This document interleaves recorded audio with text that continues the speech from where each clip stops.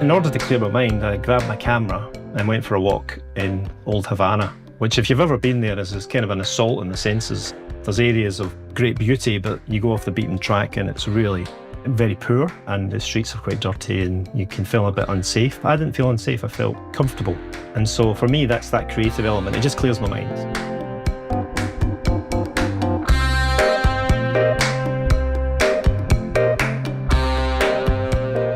What if slowing down wasn't a luxury, but in fact is more of an infrastructure that allows us to lead through uncertainty way more effectively?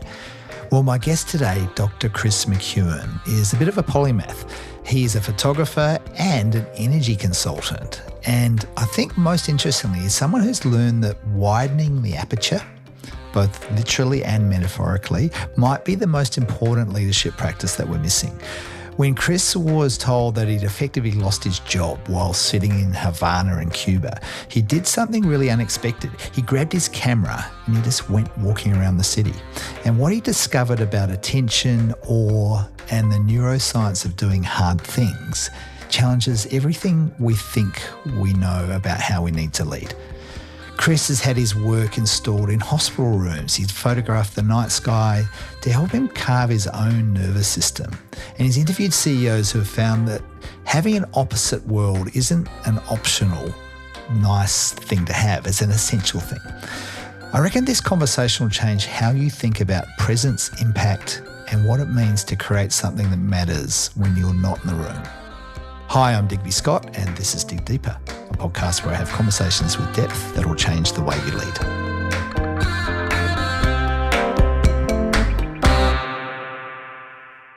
Hey, Chris, welcome to the show. Hey, Digby, how you doing? Kia ora. Kia ora. I want to jump out of where we both are, which is Wellington, and go to Havana in Cuba. You were there fairly recently, and I would love to hear the story about the phone call you got when you were sitting in Havana. Tell us about that. Yeah, it's a bit of a preamble with that. I've been working for the last couple of years for an Australian company that's trying to develop an energy resource in Cuba. And it's all about remote, as in I'm in Wellington, there in Australia, projects in Cuba. And I had to go over to Havana twice. Once in the middle of the year, and it was a big project. I was there for 3 weeks. And then the last time I was there was December 24. And things were not going so well in the project. I had a feeling that it was going to be one of those conversations, a sort of Dear John conversation. And actually, it wasn't a phone call, it was a face-to-face with the chairman of the board who had a quiet chat with me. The financial situation, it was difficult, project was going into a hiatus, and essentially he was just saying, we're going to not be able to renew your contract, which you're in another country. I'd actually been to the UK for a funeral as well, so it was a difficult journey. I was tired and emotional, but I wasn't. And that was interesting because I was actually observing myself. I was having a kind of out-of-body experience, but it was deliberate, that I was aware of how I was feeling and I was conscious that this could get quite emotional because I'd be angry but I wasn't. And in fact, he was doing it very clearly. It was very logical and there was no rancor. And what I found myself saying was, I completely understand. Yeah, it's not unexpected. Listen, if I can do anything to help, just let me know. It'll be fine. Sure enough, I actually been on a retainer contract with that company for the last year. So they've kind of kept me on, not in the same capacity. And what was interesting to me was I had to be able to find my way to be calm in this situation. Because I, in the past, can get quite emotional about that sort of stuff. This is wrong. I feel this is difficult. But in order to clear my mind, I grabbed my camera and went for a walk in old Havana, which if you've ever been there is kind of an assault on the senses. You know, it's kind of, there's areas of great beauty, but you go off the beaten track and it's really very poor and the streets are quite dirty and you can feel a bit unsafe. But I didn't feel unsafe, I felt comfortable. And so for me, that's that creative element. It just clears my mind, gets me out of myself. I can go and wander, take photographs, and I got a really cool photograph of a couple standing in the street. This guy was trimming his chest hair with a pair of massive scissors. I know. Okay. And he was looking one way, his wife was looking the same way. And the photograph is actually, I won an award for it because I'm in it. When I managed to take the image, I was in the image. It's an outstanding photo. Yeah, so it's cool, eh? I like it. For listeners, we'll share the Substack article that Chris wrote with this photo in it. It's like, oh, you're in this photo. It's an incredible photo. There's so much to unpack, Chris, in your story. And I want to just latch on to this moment where you found yourself observing yourself and responding really rationally. I completely understand. Whereas I can imagine there were 100 other different responses you could have given, yet it was almost a detachment. There was something going on. And you said you have to find a way to be fine. And for you, in that instance, it was grabbing your camera and going walking. What is it about that practice of grabbing your camera and going exploring a city? Or it may be at a principle level, it's doing something else that takes your attention elsewhere. That seems to be what it's about. What does that do? It feels like I'm explaining distraction, and it's actually not that. So, in Buddhist terminology, life is suffering, which isn't a cheery topic in a way, but in general terms, life's not easy, right? But the way that generally we deal with it is either avoidance or it's grasping. As in, a friend of mine calls it no grabby, no shovey. In that, if I buy that thing, if I achieve that job goal, if I be promoted, I'll be happy, I'll be well. Or I don't want to deal with that. I'm just going to drink every night, or I'm going to gamble, or I'm going to be lost in social media, or I'm going to not deal with it. So for me personally, I'm at a space in my life, and I have been for a while now, that sounds like I'm describing Buddha, but I'm not saying that. I've always felt like Homo sapiens, we are aware that we're aware. I think in modern society, we almost have to be aware that we're aware that we're aware. And that sounds a weird thing to say, but you're sort of aware of your own thoughts. You're observing your own thoughts. You've got to find stillness in it. And I've done it in the past and still do through meditation. But these days, I find I do it a lot through creative acts. Not distraction, but just losing myself in the process of creating an image or an art, or even just a connection with another human being. I think there's a great beauty in that. I think being able to attentive to the person that's in front of you and not be distracted is a crucial thing in life. So that's what I do now, try and be present and put my attention in the right place. And I think a lot of leaders could learn a little bit of that, being able to be attentive. And I use the photography as a metaphor across the board about putting your exposure in the right place and understanding depth of field, etc. Like you with your guitar making, the gentleman you interviewed last time, you're not thinking, you're using a different part of your brain and the answer might come. In your article, which called Widening the Aperture, the Substack one, which we'll share in the show notes, you talk about that in a moment which could be potentially really threatening, like losing your job, your contract's not going to be renewed, etc. A lot of people could be really tempted to narrow the aperture, as in narrow the focus, narrow what your choices are and get back to certainty.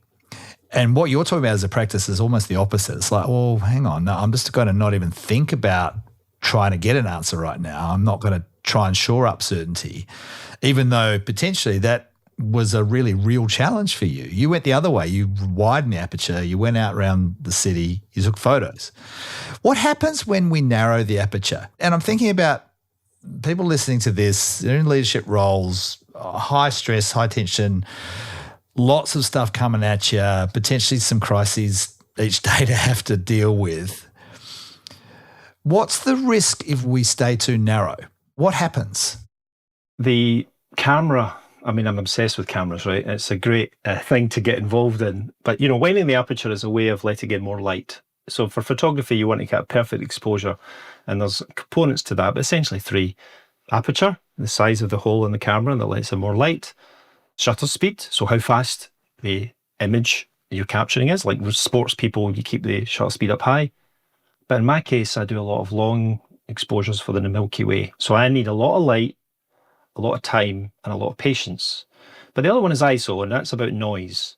ISO is ISO. That's ISO. It's a sensitivity. It's kind of a hark back to the old days of film, but really what it's saying is how much data you're taking in, how much noise are you letting in. So if you turn everything up to 11, to quote my favourite movie, then you're letting in lots of data, lots of noise, lots of light, lots of everything, and it's coming at you. And the tendency is to focus in on something that you can control, right? It's like COVID stuff, right? You focus on the control. That's a well-worn piece of advice. Focus on what you can control. So you're kind of going against that a bit.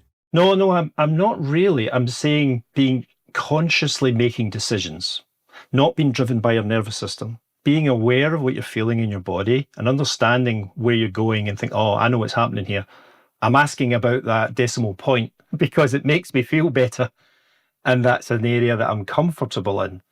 What I'm saying is understanding that it's okay to feel uncomfortable and being present in the discomfort, but putting your attention on the parts that might add to the story. So it's like zooming in and zooming out, right? That's why I always say sometimes you want to have lots of depth of field, the foreground is in focus, the background is in focus, and everything is there. But sometimes, like I've got on my camera right now, the background you want blurry. So you're focusing on me, and that's out of focus because it's not really important to the overall conversation. As leaders, we tend to think, I'm going to focus on the background and that thing and potentially almost just too much. How do we know when to take in more data versus say, actually, no, that I don't need it all at the moment. I just need a few things. What's your practice in life for doing that? I think we've talked about this before about the hero or the host. You put it really well in that there is a tendency when you're younger to be in charge and think you do this, you're going to solve all the problems. And, you know, when you get into a more advanced leadership role, like I was and have been in the past and still am to some degree, in an exec role, you're not the person doing all the work, right? You've got people, you've got general managers that work for you, you've got staff, and you have to trust that they can do it. And you've got to be able to trust yourself, trust the process, and realize what's going on for you is actually not trying to answer the question. It's maybe you trying to prove that you know everything or feel better about yourself. I tell you where I saw it most. Back to back to back Zoom meetings.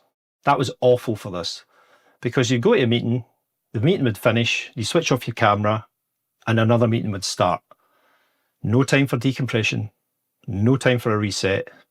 You're bringing the stuff from the past, whether you can let it go or not. Your brain can, but your autonomic nervous system, your parasympathetic, all of that stuff is just carrying that energy. So it was compounding. So that's where I saw it most. And for me, it's the ability to step back and listen and be present. In psychological terms and therapy, it's like holding space for people. And I tell you, the first time I realized this, that I just thought it was, everyone does this, but I didn't realize that it's not normal, is when Changemakers, when I asked for the superpower. Give people a bit of context on Changemakers for people who might not know what that is. Changemakers, very good bottles, but also it was a professional development course that I did. It's more than a professional development. It was about learning about yourself and what your big question was. And from day one, and I looked the other day, my big question was all about compassion. It was about leading with compassion. How can we be better leaders, know ourselves better, understand others, and just be present? One of the things we had to do in the Changemakers workouts was pick 10 people and ask them, what's my superpower? And I thought they would say, I don't know, he's quite good at spelling. I don't know, I'm being simplistic, but you know what I mean? You think, well, what am I good at? And it was coming out a lot of, he's there for me. He stands beside me. He lets me flourish. I was quite touched with that because I didn't expect that. And it's the ability to find time for yourself and space for yourself to let others speak and breathe and lead. The collective outcome is better than the individual gains. And we're not seeing a lot of that in the world at the moment. I would say it is one of your superpowers is to show compassion and to be present. When I'm with you, I feel very seen. Your depth of field is what I'm trying to say. Beautiful, yes. Yeah, on yes. me. You know, everything else is blurred out. That's what I try to do, actually. And it's probably a good practice for anyone who wants to listen better, is to imagine you're blurring out the rest of the background and you're just focusing on that person. I think that's a really good analogy for listening. I agree totally. But I feel these days it's not our fault in a way that we find it difficult to retain an attention span or focus on something else. It's just endemic in the culture with the algorithms and the attention and grabbing headlines, and our nervous systems are jacked up. It's almost an effort to stop, to slow down. It's not accidental. And as I said, you know, it's a practice I've done over years for many reasons, which I'll get to later probably, but I think it's needed more. People need to almost actively force themselves to do it. And then it becomes, you know, second nature. It's like atomic habits. Start small, build up the muscle. before you know it, you realise you're not looking at your phone every 5 seconds and you're actually talking to the person in front of you. I'm really struck, Chris, by this idea of forcing yourself to stop. The image I got in my head is that I'm in some really heavy car or truck or something. I've got a lot of momentum, got a lot of force going. And for me to put the brake on and stop is no simple task. So I'm carrying a lot of stuff and you're asking me to stop and pay attention just to you. That's really hard when I'm going at pace. And I've got to focus on all the levels of the depth of field, not just the one in front of me. When I first met you, in fact, it was a conversation we had on the phone. And so I never actually saw you in person. I remember where I was standing when I had that conversation. And I remember, and I hope you don't mind me saying this, no, it's in service of, I think, a really important point. I know what you're going to say. Well, I could have held the phone away from my ear and the words would have kept tumbling out of the phone. There was so much coming out of your mouth. It reflected to me that there was so much going on in your mind. And the busyness that you had in there was phenomenal. I remember going, man, there's a lot going on for Chris. What is it like being him? I've noticed over the years I've known you that you've definitely learned how to slow down and pay attention and give attention to the other person in a way that I don't really think was present then. What shifted for you? I do remember that conversation. A lot of it was conversations with Katie, another person that I met through the Changemakers. That's Katie Hare, who was very early guest on this podcast, actually, all around career breaks. So we can make a link to her in the show notes too. So she was my mentor, and my big question was about compassion. And the big question was, how can I help myself to be more aware in the world, my place? And in fact, the reason, and this is something maybe you don't know, one of the reasons I went to Changemakers was some of the feedback I've had in my career was about keeping my emotions in check and that it would hold me back in my career. And I took that to heart because I thought, oh, hang on, people like it when I'm enthusiastic. What is it that's different? And turns out what's different is something that's part of me and it has been all my life. And I'm recently diagnosed with ADHD, which when I tell people that, they go, you didn't know? And I'm like, okay, right. Is it that obvious? But that's a big part of who I am and it's part of my journey. And so that's quite useful to know that, okay? So the emotional part, sometimes it would bother me, people would say that. So I went to Changemakers to try and get it under control, inverted commas, to try and pretend I wasn't going at 100 miles an hour. I was even considering acting lessons to pretend I wasn't stressed or whatever. But one of the things Katie and I talked about was I felt I had 4 worlds. I felt I had a professional life, I felt I had a life, a family person, and I felt I had a life of creativity. And in my case, I felt I had a life of better mental health. So I don't drink alcohol and I haven't done for like 20 years. And that's a conscious choice because it wasn't very good for me. And there was a period in my life where it was a little bit too much. I don't do that anymore. And it's a big part of my life. And I have a practice that helps me stay that way. And it involves helping other people, which is cool. Part of that is why I find that some of the things I learned on that journey are applicable to modern life. Because like I said at the start, this is not kind of optional for me, this ability to slow down and take a rest. So when I first met you, I was a bit confused. And coincidentally, that was when I first did landscape photography. I don't know if you know this, but that's the same time that I went on a trip and felt awe and knew what it was. Prior to that, I'd felt awe in Jerusalem, in Egypt, in the Grand Canyon, Zion Canyon. I'd felt it in Scotland, in the Northern Highlands, under the night sky, but never really understood what it was.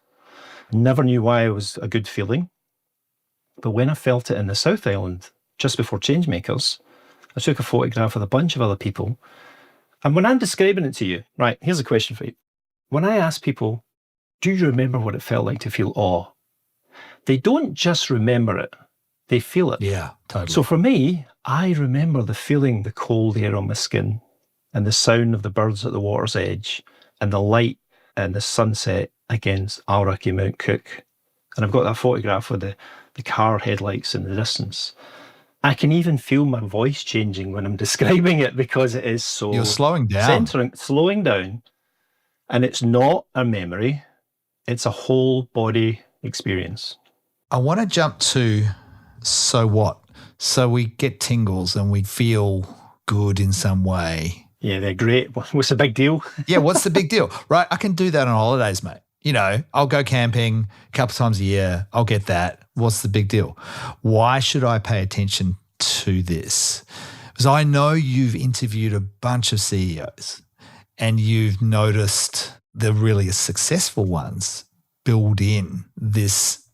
So I'm like, the pursuit of awe is probably not quite right, but there's somehow they get access to awe. Yeah. There's a couple of questions coming up. One, maybe we just need to define awe. AWE, by the way, is what we're talking about. And then why does it even matter for us in our daily lives? Great question. So from a neuroscience point of view, and this, by the way, all came out, I never knew any of this last year. I was asked to give a talk at Te Papa on the connection between awe, night sky photography and leadership. Te Papa is the New Zealand's national museum. Yeah, but they do these public talks, and I met this person who organises them, and I said, do people ever give talks about photography? And she said, well, not really. People like to have something a bit different. So on the spot, I said, well, what about the link between night sky photography or leadership? And sure enough, she said yes. So I had to go away and do some research, and I was mentioning it to a friend of mine in Australia, and she said, that's actually familiar. There was a big scientific study done in Melbourne. It was after COVID, by the way, so that's probably why they did it. And it said, just look up. Just look up. And I'm like, why is that important? Well, apparently when you look up, you activate a part of the brain called the default mode network, which is in control of creative thought. It's like when you stand in the shower for about a week, and you feel the hot water on the back of your neck. That's the default mode network. The ideas fly, and it's really good for creative thought. Me walking around Havana, perhaps, not really thinking about life. But always activates a different part of the brain called the anterior cingulate cortex, or ACC. And what that is in charge of is a feeling of connection with something bigger than you. A connection with the infinite, or it could be a church thing, could be music. You could go to Ed Sheeran and feel it. You could go anywhere and feel that. Often it feels expansive, meaningful, and it connects emotion and meaning. Not just about feelings, but also, why is this important to feel this way? And crucially, it builds empathy and compassion. And when you share it with other people, you're kind of connected to them for the rest of your life. It's like us with Changemakers, right? We went through a lot together and we feel a bond. When we meet, it's almost subliminal. Why is that important? Well, awe, as well as making you feel good, as well as building compassion and empathy, calms the system of nerves. The cortisol level drops, different parts of the nervous system that you're not in control of, reduces stress. And there's people discovering this all over the world now. You can go star bathing in various places, and you just go out and look at the night sky, not even photograph it, you're just being there. Calms the nervous system, but it's also a similar part to the brain called the mid-anterior cingulate cortex that helps do hard things.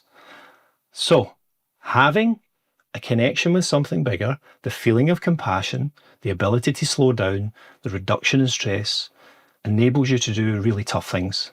As leaders, you don't always have to be nice. You have to make difficult decisions. And so how do you do that? Well, you've got to find a way, and this is what I learned from all those CEOs. Some of them are ocean swimmers. Probably know who it is. And she swam all these different large bodies of water, and she is an ocean swimmer. Another person is a mountain biker, another person does a lot of charity work. There's different things, do things for them, and they have a life outside work. I heard you talking about it recently to the professor. David Murdoch. Yeah, fantastic interview. A lot of these leaders have something else in their life that is creative, that they lose themselves in, and there's no real benefit, inverted commas, to it, but it's not optional. This is the key point, to make it not optional, to make it mandatory. Nick Petrie, who's a researcher on burnout, he talks about you need an opposite world, a world that's not your day-to-day work world. When he shared that with me, I said, I've got opposite worlds at different time spans. So I've got a guitar next to my desk here that I can pick up and, I can do that 10 times a day if I want to. When I was making guitars, which I haven't done for a while, but that was more of a daily or weekly thing I could immerse myself in. I do this windsurfing trip to the north of Western Australia every year. That's at a different time scale where I'm there for a few weeks at a time under the stars. I think probably the key thing here for me is you don't have to wait to go camping, for example. You can grab your camera and immerse yourself in something that takes your attention away from the immediate thing in front of you to something else. Yep, 100%. And also, I tell you, it's really interesting to be. I noticed this happened last week. I don't know if you know, but there was potential aurora in the south coast, and I've kind of seen it before. That sounds terrible. Oh, another aurora. But I had put myself up as part of a charity auction for a Buddhist centre, actually, it turns out. Point of that is that someone bought me for an hour to teach them how to do things in the camera. And I contacted them and said, hey, there's a chance tonight that there might be aurora. Now, the reason I bring that up is if that was a deliberate decision to do something and put some marker down that I had to deliver, right? There was a service I had to go and do. If I had left that to myself, yeah, probably not. And then we went out and it was incredible. And this person experienced something I don't think he was expecting. I think he was expecting to take a picture of a star. And there was the sky dancing with purple, beautiful light.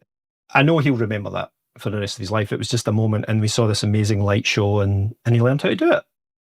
It says to me that you've got to have the capacity to be opportunistic. That, yeah, like I plan some stuff. I do that windsurfing trip, whatever. But you've also got to have a bit of bandwidth in your day to be able to go and find it or create it, whatever it is. I couldn't agree more. Often I find, and that might be to do with the nature of my brain, I have to make sure that if I feel something that I really should do it, I kind of do it. And it's usually about contacting someone. If someone pops into my head, I'll think, oh, I haven't heard of them for a while, and I'll reach out to them. But I tend to listen to my body a lot more than I used to, listen to what's actually going on for me in my subconscious, and not just ignoring things and powering on.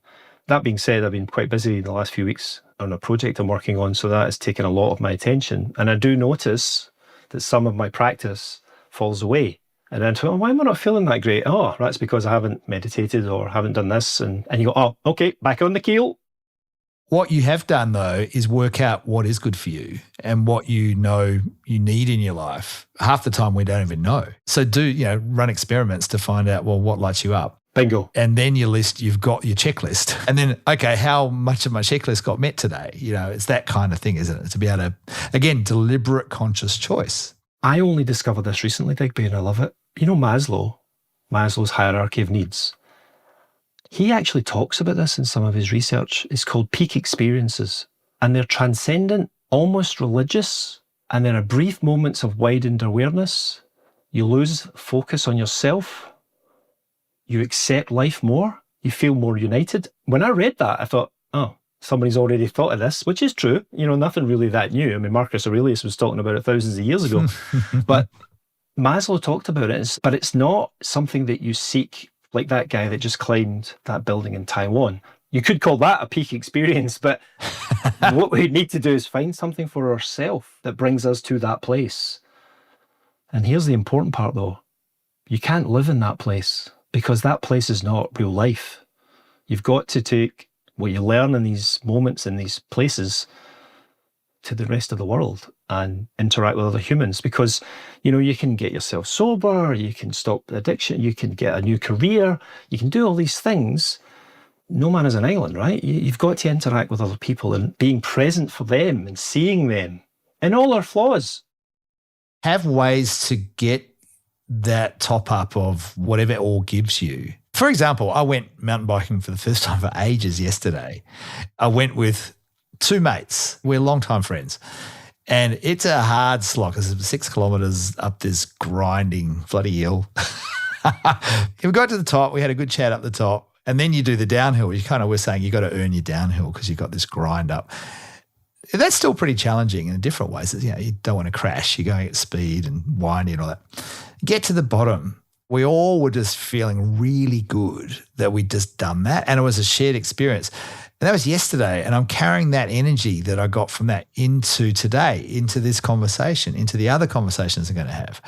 And I think that's a big part of this. Is it's a fundamental infrastructure, it's fundamental practice. I always say leaders deal in energy. You've got to make sure that you can bring the energy. I started to interview some senior execs last year around this idea of the leading lasting impact. How do they sustain the role that they play to create some lasting impact beyond their tenure? And they all had a practice early in the morning that was to fill their own cup first, because time that everyone else turns up at work, they're in service of them. They're in service. They got to give energy. But first they've got to build that energy reserve up. That often will start quite early. They go to the gym, go for a run, whatever it is. And I'm just starting to think, I wonder how many of them had practices like you described, which was something that was a bit more related to getting a sense of awe.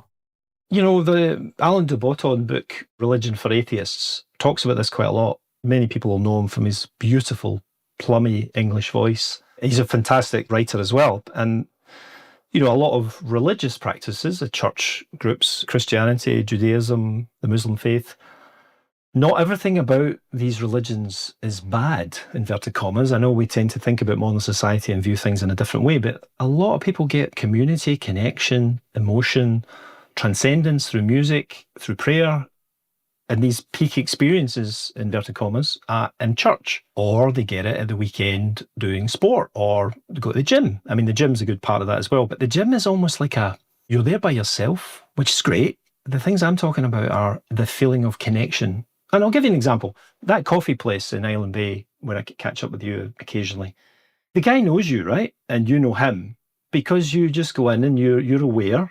You give him the time of day. You're not just, hey, you.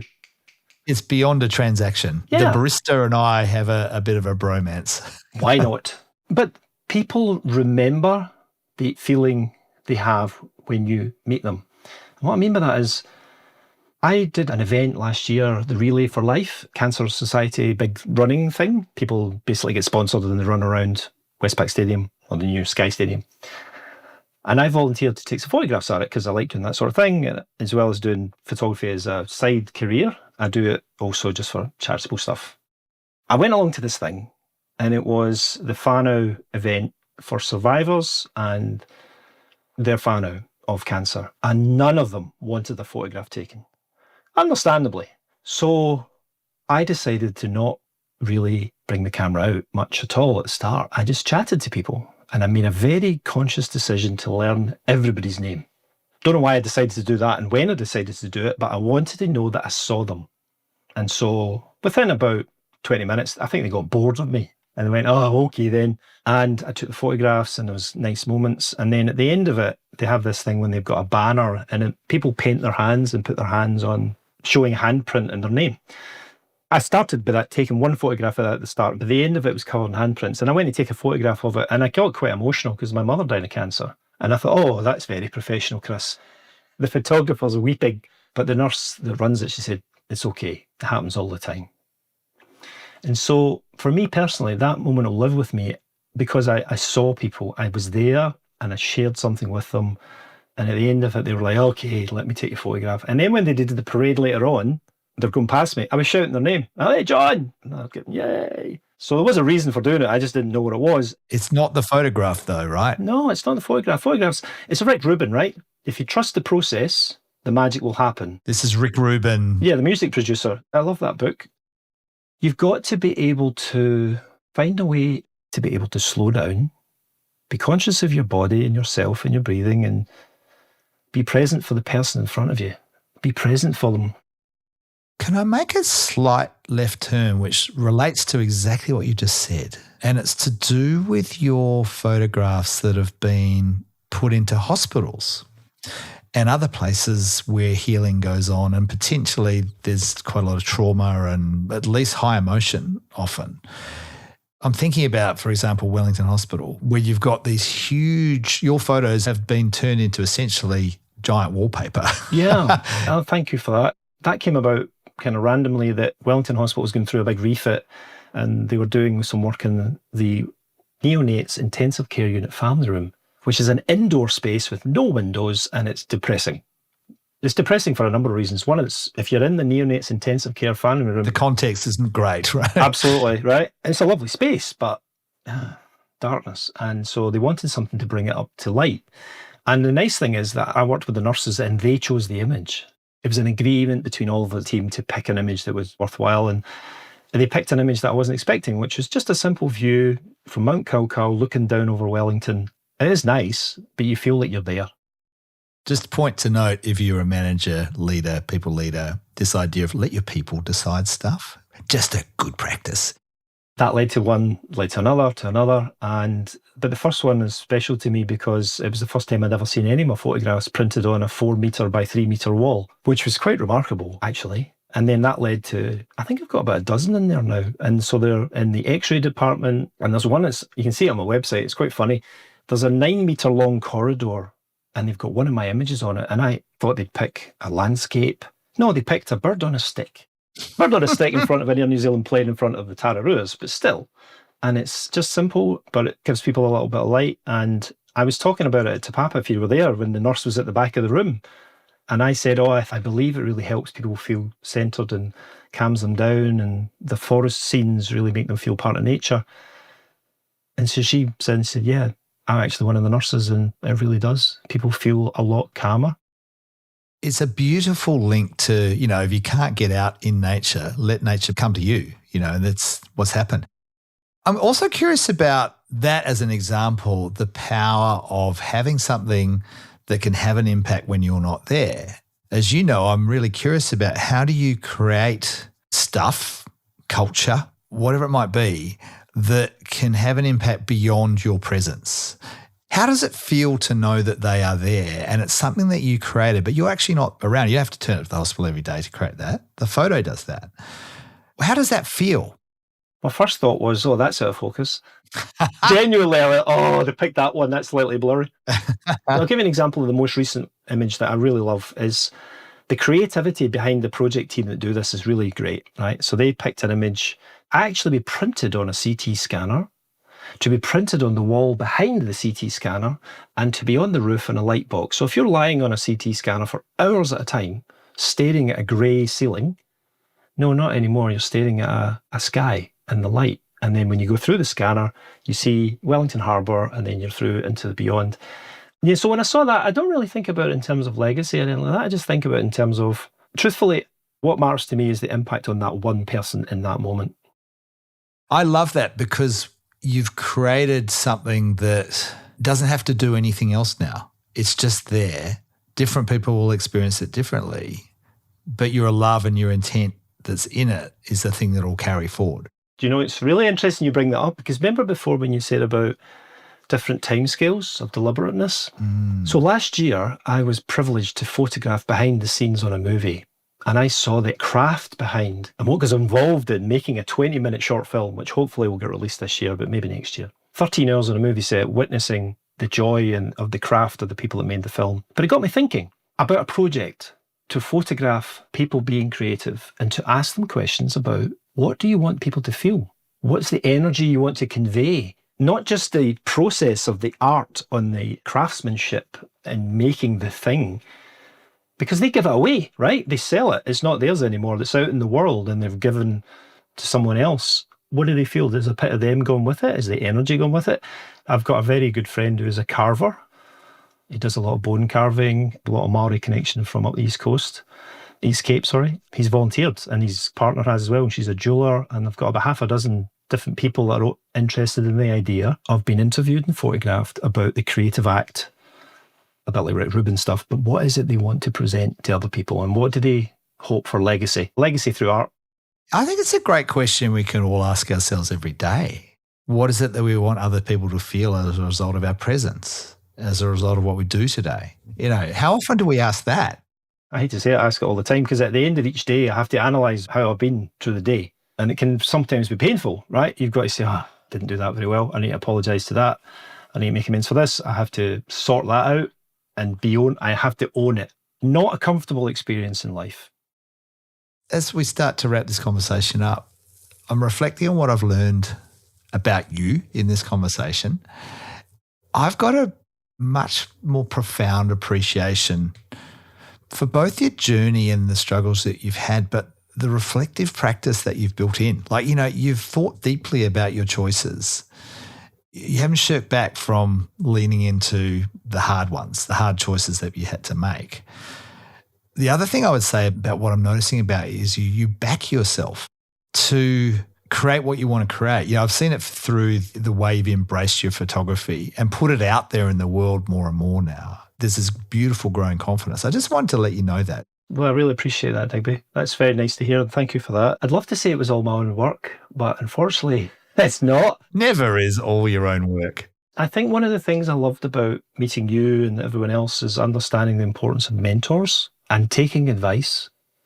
I think a lot of people don't take advice. I think we ask for it, but don't listen. And in my situation, certain things in my life have been suggested to me as a good idea, and I've chosen to accept those as good ideas and implement them. I could choose another way, but I don't think it'd end very well. So I've chosen the other way. And so being open to advice, asking questions, I see it in the consulting space as well. I'm asked to consult on things that I was surprised at. I'm like, oh, great, thank you. Big energy projects, advice for lawyers, all sorts of things. And that's just purely because, I'm a safe pair of hands, can get stuff done. And you're thoughtful, I think. You have a brand as being a very thoughtful person, which I think is really helpful. Is there anything else you'd want to reflect on out loud about what you've learned just through our conversation over the last little bit? I started our conversation through that process of that feeling of awe that you remember. It's a whole body experience. And Ellen Langer's book, The Mindful Body, talks about this a lot. The connection between your body and your brain and it's beyond mindfulness. It's actually, you can almost cure yourself or help yourself feel better by experiencing these Maslow peak experiences. And so I would say, find out what works for you. My thing is night sky photography, right? And music. I listen to a lot of Bach. But it doesn't mean to say that's the same for everyone else, right? Find what's good for you. But crucially, put the phone away, step outside, and just look up. If you do nothing else, just look up. Beautiful. Where can people find you if they want to learn more about you? So that's a Substack, but also my brand for my consulting is nzenergyconsultants.com or chrismckeown.photography. I do separate the streams quite a bit in the consulting and the photography worlds. And then occasionally on LinkedIn, I put things up about looking up, but they're quite rare these days. And for those of you already Googling, it is Chris and then McKeown, spelled McKeown. And we'll put all those links to everything that we've talked about. There's plenty of books we've shared. There's the links to Chris's sites, all in the show notes. Chris, we have soulful conversations and we've come a long way from that first one, mate, and I'm looking forward to our next one. It's been an absolute pleasure, Digby. Thank you so much for the opportunity. We'll see you soon.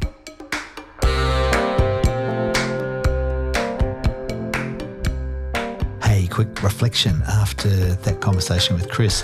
By the way, I do these reflections pretty much immediately after I stop recording and the guest goes, so it's really fresh stuff for me. The thing that's top of mind for the conversation with Chris is that idea of forcing myself to stop. And I use the analogy of being a truck or a heavy car. When you've got a lot of load on, it's a lot harder to stop.